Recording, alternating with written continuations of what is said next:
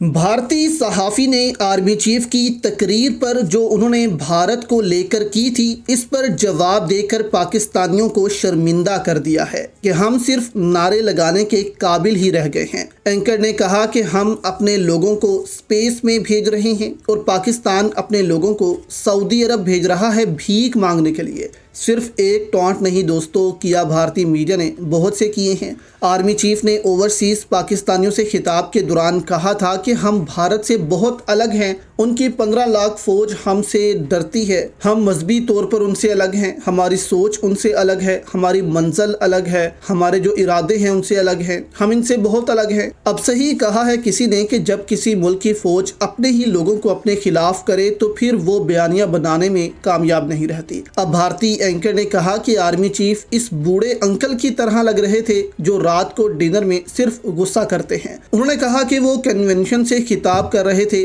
انہوں نے ایک بات بالکل ٹھیک کہی کہ ہم بالکل الگ ہیں۔ بھارتی صحافی نے کہا کہ ہم دنیا کو آئی فون جو ہیں وہ ایکسپورٹ کرتے ہیں، یعنی کہ بھارت میں بھی اب آئی فون نے جو ہے اپنے فیکٹریز کھولی ہیں، اپنے پروڈکشن یونٹس کھول لیے ہیں۔ اب چائنا کے بعد جو ہے وہ بھارت دنیا کا سب سے بڑا ملک ہے جہاں پر آئی فون بنتے ہیں، اور آنے والے دنوں میں یہ بھی کہا جا رہا ہے کہ ممکن ہے کہ چائنا سے آئی فون جو ہے وہ مکمل طور پر بھارت شفٹ ہو جائے اور پوری دنیا کے آئی فون بھارت میں بننا شروع ہو جائیں۔ بھارتی صحافی نے کہا کہ دوسری طرف پاکستان جو ہے وہ دنیا کو دہشت گردی ایکسپورٹ کرتا ہے۔ پھر بھارتی صحافی نے کہا کہ ہم اپنے لوگوں کو اسپیس میں بھیج رہے ہیں، نئی دنیا تلاش کر رہے ہیں، نئی جہتیں تلاش کر رہے ہیں، لیکن پاکستان اپنے بھکاریوں کو سعودی عرب بھیک مانگنے کے لیے بھیج رہا ہے۔ کتنے دوستو شرم کی بات ہے یہ کہ ہم صرف بیان بازی تک ہی رہتے ہیں، لیکن اصل میں ہم پاکستانیوں کی کیا اوقات ہے دنیا میں۔ دوسری جانب بھارتی صحافی نے کہا کہ ہم دنیا کے مختلف ممالک کو لون دیتے ہیں،